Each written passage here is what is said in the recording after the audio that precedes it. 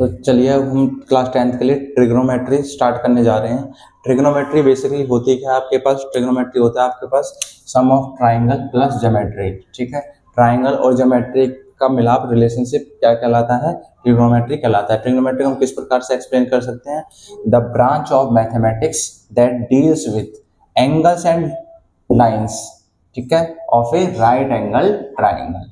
Angles और lines आपके पास किसके होनी चाहिए? राइट एंगल ट्राइंगल की होनी चाहिए। तो हम उसको क्या किस में कंसीडर कर सकते हैं? ट्रिग्नोमेट्री में कंसीडर कर सकते हैं। जैसे जिस प्रकार ये देखिए, अगर आपके पास ये राइट एंगल ट्राइंगल है, राइट एंगल अगर यहाँ पर है, इसके जो अपोजिट साइड है उसको हम क्या बोलते हैं? हाइपोटेन्यूज। तो इसके अपोजिट साइड उसको क्या कंसीडर किया जाता है? हाइपोटेन्यूज। इसमें भी राइट एंगल यहाँ पर है, तो इसके अपोजिट साइड को हाइपोटेन्यूज। ठीक है, अगर इस एंगल को हम थीटा कंसीडर करते हैं, इस एंगल को क्या करते हैं हम? थीटा। थीटा क्यों नहीं होता इस प्रकार? थीटा को हम सिंपल ऐसे ही लिखते हैं, आपने जीरो बनाया उसको इस प्रकार ले, ये आपके पास थीटा का सिंबल होता है। अगर इस एंगल को हम थीटा कंसीडर करते हैं तो इसके अपोजिट क्या होगा? परपेंडिकुलर। इसके अपोजिट क्या होगा? परपेंडिकुलर। साथ में क्या होगा? बेस। साथ में क्या होगा? बेस। थीटा के अपोजिट क्या होगा? परपेंडिकुलर। साथ में क्या होगा? बेस। ठीक है, अगर ये थीटा है, अब देखिए थीटा यहाँ पर था तो अपोजिट परपेंडिकुलर, साथ वाला बेस। अगर ये थीटा है तो अपोजिट क्या होगा? परपेंडिकुलर और साथ वाला बेस। इस प्रकार से हम ट्रिग्नोमेट्री में इनको डिफाइन करते हैं इन चीजों को। अब आगे हम एंगल्स के बारे में देखते हैं, ट्रिग्नोमेट्रिक टर्म्स के बारे में देखते हैं। चलिए अब हम आगे एंगल्स के बारे में देखते हैं। अभी हमने राइट एंगल देखा था।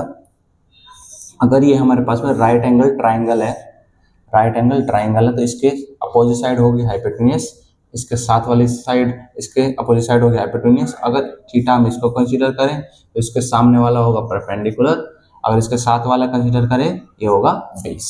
ठीक है, इस पर हमारे पास 6 ट्रिग्नोमेट्रिक टर्म्स होती हैं, उनको हम डिफाइन करते हैं। ठीक है, कंप्लीट नेम नहीं लिखेंगे, ठीक है, हम डिफाइन करेंगे। साइन साइन थीटा क्या होगा? Perpendicular upon hypotenuse. Cos theta क्या होगा? Base upon hypotenuse. Sine theta हम कंसीडर करते हैं perpendicular upon hypotenuse, cos theta हम कंसीडर करते हैं बेस अपॉन हाइपोटेन्यूज। ठीक है, फिर हम टेन थीटा, एक टर्म होता है टेन थीटा। टेन थीटा हम कंसीडर करते हैं परपेंडिकुलर अपॉन बेस। ठीक है, परपेंडिकुलर अपॉन बेस, इस प्रकार से। फिर साइन थीटा का रिवर्स होता है cosec theta, hypotenuse upon perpendicular. Sec theta का रिवर्स होता है कॉस थीटा का रिवर्स होता है सेक थीटा, सेक थीटा का रिवर्स होता है कॉस थीटा। सेक थीटा को हम क्या कंसीडर करते हैं? Hypotenuse upon base. ठीक है, कॉट थीटा को हम क्या कंसीडर करते हैं? Base upon perpendicular. ठीक है, ये टेन थीटा का रिवर्स होता है, टेन थीटा कॉट थीटा का रिवर्स होता है। ठीक है, एक बार वो जान लेते हैं हम लोग। अगर हम राइट एंगल ट्राइंगल कंसीडर करते हैं, राइट एंगल के सामने वाली साइड होती है हाइपोटेन्यूज, अगर इसके एंगल को हम थीटा कंसीडर करते हैं, थीटा के अपोजिट साइड होती है परपेंडिकुलर और थीटा के साथ वाली साइड होती है बेस। ठीक है, ये हो गया। फिर साइन थीटा होता है हमारे पास perpendicular upon hypotenuse, cos theta होता है हमारे पास base upon hypotenuse, tan theta होता है हमारे पास परपेंडिकुलर अपॉन बेस। ऐसे ही साइन थीटा का रिवर्स क्या होगा? Cosec theta. तो कोसेक थीटा क्या होता है? Hypotenuse upon perpendicular. Sec theta का, कोस थीटा का रिवर्स क्या होता है? Sec theta. तो सेक थीटा क्या होता है? Hypotenuse upon base. Tan theta क्या होता है? Perpendicular upon base. और टेन थीटा का रिवर्स कौन होता है? Cot theta. ठीक है, कॉट थीटा को हम क्या लिखेंगे फिर? Base upon perpendicular. इस प्रकार से हम 6 ट्रिग्नोमेट्रिक रेशियो से उसको डिफाइन कर सकते हैं। चलिए अब हम इन ट्रिग्नोमेट्रिक रेशियोज पे क्वेश्चन देखते हैं। अगर आपके पास एक क्वेश्चन है और वो कह रहा है आपके पास परपेंडिकुलर आपको गिवन है, हम ट्राइंगल ही ले लेते हैं, हम ट्राइंगल ही ले लेते हैं। अगर आपको ये राइट एंगल ट्राइंगल दिया हुआ है, ठीक है, आपको परपेंडिकुलर पता है 4 दिया हुआ है, आपको बेस दिया हुआ है 3, ठीक है, और आपको हाइपोटेन्यूज नहीं दिया हुआ, और आपसे कुछ ट्रिग्नोमेट्रिक टर्म्स वो पूछ रहा है, जानना चाहता है। अगर वो आपसे ये पूछ रहा है कि साइन थीटा फाइंड करो और ये एंगल थीटा दिया हुआ है, ठीक है, साइन थीटा फाइंड करिए, आप टेन थीटा फाइंड करिए, इस प्रकार से। ठीक है, तो आप जब भी ऐसे आपके पास राइट ट्रायंगल होगा, पहले आप राइट ट्रायंगल को कंप्लीट करेंगे। राइट ट्रायंगल को कंप्लीट करने के लिए हमें क्या क्या चाहिए, perpendicular, base and hypotenuse, perpendicular, base upon and hypotenuse. ठीक है, तो हमारे पास परपेंडिकुलर गिवन है, बेस गिवन है, हाइपोटेन्यूज गिवन नहीं है, तो हाइपोटेन्यूज हम किससे निकालेंगे, आपको पता है क्या रिलेशन होता है, पाइथागोरस थ्योरम, हम पाइथागोरस थ्योरम से निकाल सकते हैं। ठीक है, पाइथागोरस थ्योरम क्या होती है, हाइपोटेन्यूज का स्क्वायर, परपेंडिकुलर का स्क्वायर प्लस बेस का स्क्वायर, हाइपोटेन्यूज का square equals to perpendicular square plus base square. Hypotenuse क्या है आपके पास, ये हमें फाइंड आउट करना है। परपेंडिकुलर क्या है आपके पास 4, बेस क्या आपके पास 3, ठीक है, 16, 9, 25। ठीक है, तो आपके पास हाइपोटेन्यूज क्या आ गई 5 का स्क्वायर, तो हाइपोटेन्यूज क्या आ गई आपके पास 5। या आपको ये भी पता है पाइथागोरस ट्रिपलेट होता है, पाइथागोरस ट्रिपलेट क्या होता है, 3, 4 एंड 5 का, तीनों का रिलेशनशिप, ये आपने अगर 8th क्लास में पढ़े हो। ठीक है, अब आप आसानी से फाइंड कर सकते हैं साइन थीटा क्या होता है, आप लिखिए फॉर्मूला जो आपने अभी याद किया है, परपेंडिकुलर हाइपोटेन्यूज, परपेंडिकुलर क्या आपके पास 4, हाइपोटेन्यूज क्या आपके पास 5 आ गया 4/5। tan थीटा क्या होता है, परपेंडिकुलर अपॉन बेस, परपेंडिकुलर क्या है 4, बेस क्या है 3, लिख दीजिए, हो गया फाइंड आउट। और कोई भी करना है आप और कोई भी कर सकते हैं। ठीक है, अगर वो आपसे कॉट पूछे और आपसे कॉट थीटा पूछता तो बेस अपॉन परपेंडिकुलर, तो बेस क्या आपके पास 3 और ये क्या है 4, तो इस प्रकार से आप कर सकते थे। ठीक है, इसमें कोई दिक्कत आपको नहीं होनी चाहिए। तो चलिए आगे हम ट्रिग्नोमेट्री के लिए एक और क्वेश्चन देखते हैं। अगर वो कह रहा है आपसे question second, if 12 cot theta equals to 13, ठीक है, ये आपको गिवन है, then find sine theta sec theta. ठीक है, इस प्रकार से अगर वो आपसे sine theta and sec theta find out कराना चाहता है, हम किस प्रकार से इसको सॉल्व कर सकते हैं वो देखिए अब आप।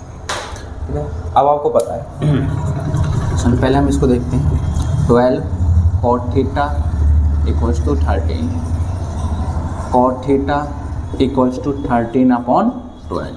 ठीक है, cot थीटा को हम किस प्रकार, cot थीटा के लिए क्या रेशियो था हमारे पास में, base upon perpendicular, base upon perpendicular. तो हमारे पास बेस आ चुका है परपेंडिकुलर, इससे हम एक राइट ट्रायंगल बनाते हैं, राइट ट्रायंगल बना सकते हैं। ठीक है, ये हमने एक राइट ट्रायंगल बना ली। अगर थीटा ये एंगल है, बेस क्या होगा आपके पास 13, परपेंडिकुलर क्या होगा आपके पास 12, और ये आपके पास हाइपोटेन्यूज, फिर वही हाइपोटेन्यूज हमें सॉल्व करनी होगी। हाइपोटेन्यूज का स्क्वायर, परपेंडिकुलर का स्क्वायर इक्वल्स प्लस बेस का स्क्वायर। ठीक है, हाइपोटेन्यूज क्या है आपके पास, हमें निकालना है, फाइंड आउट किया करना है। परपेंडिकुलर क्या है 12, 13 नहीं, हाँ 13, 144, 12 का स्क्वायर 13 स्क्वायर 169, ये 625। ठीक है, और हाँ, तो आपके पास हाइपोटेन्यूज क्या में मिल जाएगी आपको यहाँ से 5 का स्क्वायर, हाइपोटेन्यूज है 25, हाइपोटेन्यूज क्या हो गया आपके पास 25। ठीक है, ठीक है, चलिए फिर आप आसानी से आप फाइंड आउट कर सकते हैं। साइन थीटा क्या होता है आपके पास, परपेंडिकुलर अपॉन हाइपोटेन्यूज। परपेंडिकुलर क्या है आपके पास 12, हाइपोटेन्यूज क्या है आपके पास 25, साइन थीटा आ गया आपके पास। इसी प्रकार सेक थीटा क्या होगा, सेक थीटा क्या होता है कॉस थीटा का reverse, hypotenuse upon base, hypotenuse 25, base 13। ठीक है, ये हम लोगों ने फाइंड आउट कर लिया। तो इस क्वेश्चन को हम इस प्रकार से कर सकते हैं। बस आपको ये ध्यान में रखना है, जब भी आप ट्रिग्नोमेट्री रेशियो सॉल्व करें आपको तीनों वैल्यूज़ पता होनी चाहिए, परपेंडिकुलर, बेस एंड हाइपोटेन्यूज। जो नहीं है आप उसको पाइथागोरस थ्योरम फॉर्मूले से फाइंड आउट कर सकते हैं। ठीक है, फिर हम आगे और क्वेश्चन देखते हैं। चलिए अब आगे हम देखते हैं। ठीक है, आगे देखते हैं, हम रिवर्स फॉर्मूले देखते हैं। अगर साइन थीटा आपके पास है तो वो किसका रिवर्स है, कोसेक थीटा का। तो उसको क्या लिख सकते हैं हम, साइन थीटा को क्या कंसीडर कर सकते हैं, 1 कोसेक थीटा, इस प्रकार आप लिख सकते हैं। या कोसेक थीटा को वाइस वर्सा, ठीक है, वाइस वर्सा, या कोसेक थीटा को साइन थीटा, ठीक है। कोसेक थीटा को किस प्रकार लिख सकते हैं, ये भी वाइस वर्सा, कि अगर इस प्रकार है आपको, अगर इसकी नीड है आप ऐसे लिख सकते हैं, इस प्रकार है तो आप ऐसे। कोसेक थीटा को क्या लिख सकते हैं आप, साइन थीटा, ठीक है, इसी प्रकार, ठीक है। हम कोस थीटा को क्या लिख सकते हैं, सेक थीटा। सेक थीटा को क्या लिख सकते हैं, कोस थीटा, ठीक है, इस प्रकार हम इनको लिख सकते हैं। अब टेन थीटा, टेन थीटा को आप क्या लिख सकते हैं, 1 कॉट थीटा, और कॉट थीटा को 1 टेन थीटा, इस प्रकार, ठीक है। फिर टेन थीटा की आइडेंटिटी होती है आपके पास sine theta upon cos theta, ठीक है। कॉट थीटा की आइडेंटिटी क्या होगी, अब देखना, कॉट थीटा का रिवर्स ही, कॉट थीटा का क्या है, टेन थीटा रिवर्स है, तो कॉट थीटा का क्या लें, base upon sorry cos upon sine theta, इस प्रकार से हम डिनोट कर सकते हैं, ठीक है। ये अब हमारे पास में कौन से फॉर्मूले, रेसिप्रोकल्स, एक दूसरे के रिवर्स फॉर्मूले जिनको बोल सकते हैं, या आइडेंटिटीज, प्रॉपर्टीज, ट्रिग्नोमेट्रिक प्रॉपर्टीज है, ठीक है। साइन थीटा रिवर्स है कोसेक थीटा का, कोसेक थीटा रिवर्स है साइन। अगर इस प्रकार है तो आप इस प्रकार लिख सकते हैं, इस प्रकार है तो इस प्रकार आपको लिख सकते हैं अपनी नीड के हिसाब से क्वेश्चंस में, ठीक है। ये सिंबल किसका, वाइस वर्सा का, ऐसे है तो ऐसे, ऐसे है तो इस प्रकार, ठीक है। चलिए, साइन थीटा कोसेक, कोसेक का साइन, कोस का सेक, सेक का कोस, ठीक है। टेन का कॉट, कॉट का टेन, टेन का साइन अपॉन कॉस, कॉट का कॉस अपॉन साइन, इस प्रकार से हम इस फॉर्मूला को डिनोट कर सकते हैं या लिख सकते हैं। चलिए अब आगे हम एक क्वेश्चन देखते हैं, ठीक है। If tan theta equals to 3/4, ठीक है, then find out sine theta plus cos theta upon cos sine theta minus cos theta. आप इसकी वैल्यू फाइंड आउट करिए, ठीक है। एक तो आपके पास में तरीका है कि आप टेन थीटा की मदद से क्या कर सकते हैं, टेन थीटा की मदद से हम परपेंडिकुलर ट्राइंगल बना सकते हैं, राइट एंगल ट्राइंगल, ये होता है परपेंडिकुलर, ये होता है बेस, तो आप इससे इस प्रकार से एक ट्राइंगल बना सकते हैं, ठीक है। इसको थीटा कंसीडर करें, ये 3, ये 4, ये 5 आ जाएगा। साइन थीटा क्या होगा, perpendicular upon hypotenuse, cos theta क्या होगा, बेस अपॉन हाइपोटेन्यूज। तो यहाँ पे आप इनकी वैल्यूज़ रख सकते हैं, ठीक है, वैल्यूज़ रख के आप सॉल्व कर सकते हैं, आपका आंसर आ जाएगा। एक तो ये तरीका है। अगर अब इससे जाए 1 नंबर 1 मार्क्स के लिए अगर ये क्वेश्चन आया हुआ है बोर्ड में, तो हमें ट्राइंगल बनाने में टाइम वेस्ट नहीं करना है, हम इस प्रकार से कर सकते हैं,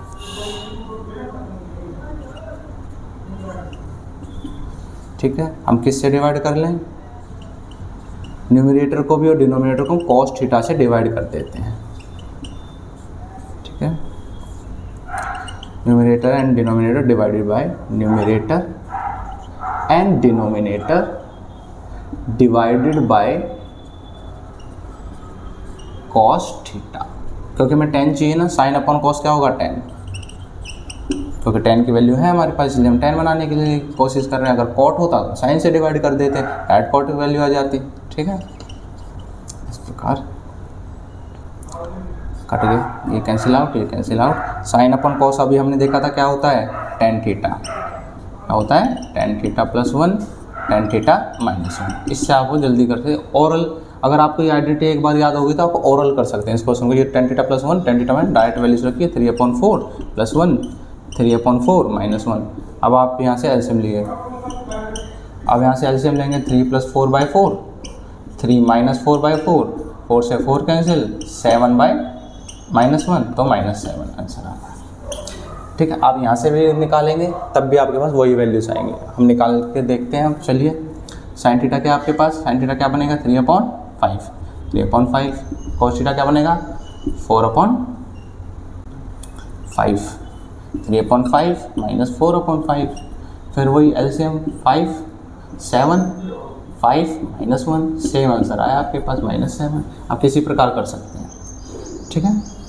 अगर आपको आइडेंटिटी से याद है फटाफट इस आइडेंटिटी से कर सकते हैं। ट्राइंगल निकाला, अगर आपको पाइथागोरस ट्रिपलेट से याद है बड़ी वैल्यू से आप उससे भी फटाफट 1 मार्क्स के लिए क्वेश्चन आ सकता है आपके बोर्ड में।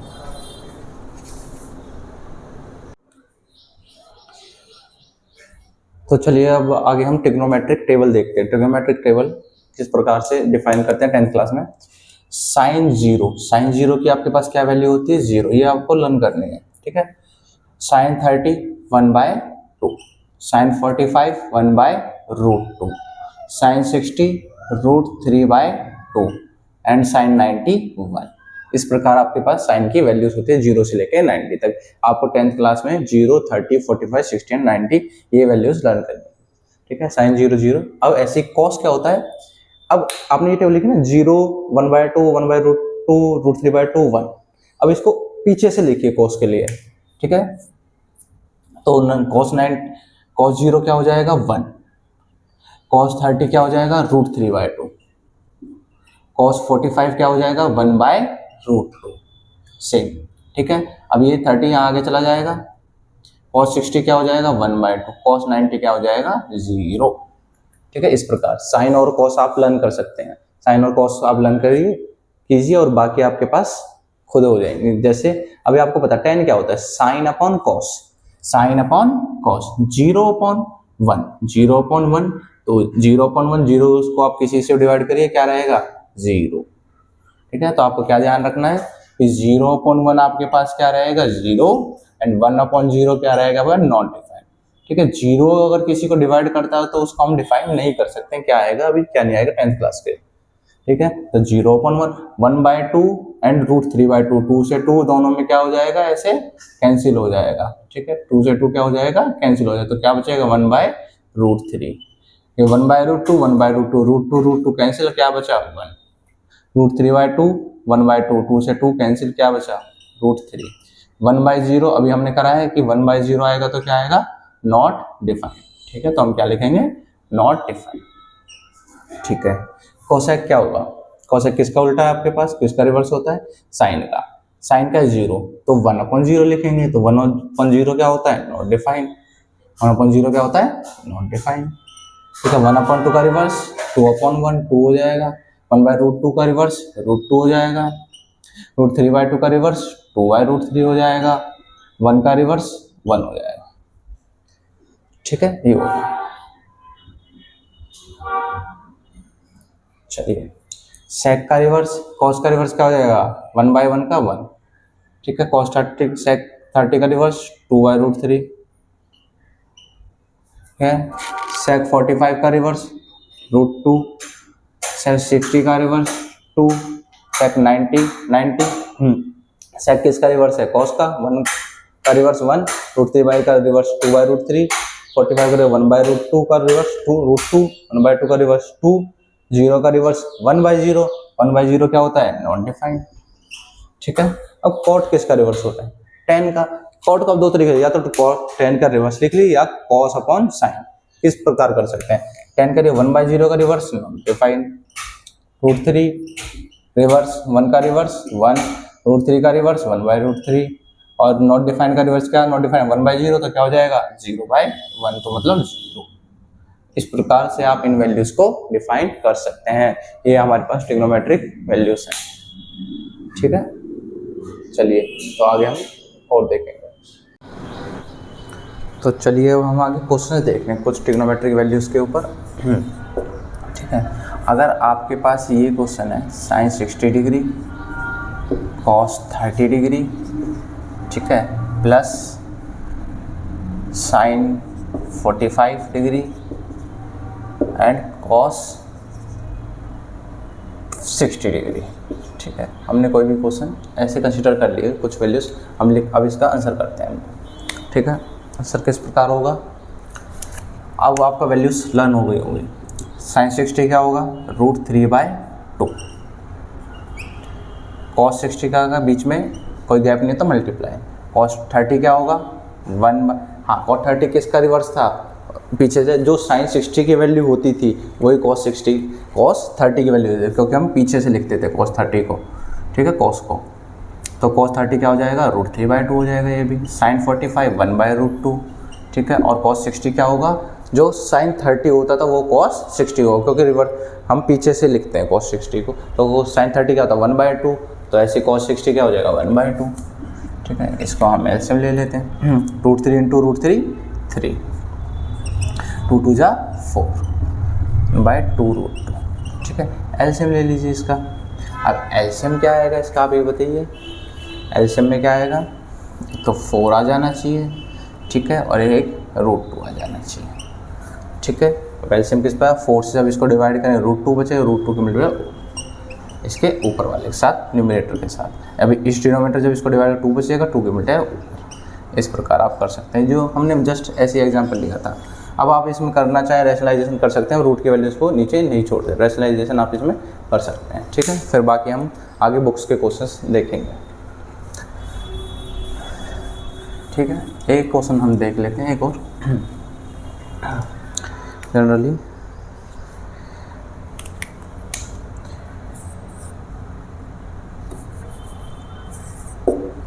वो कह रहा है आपसे,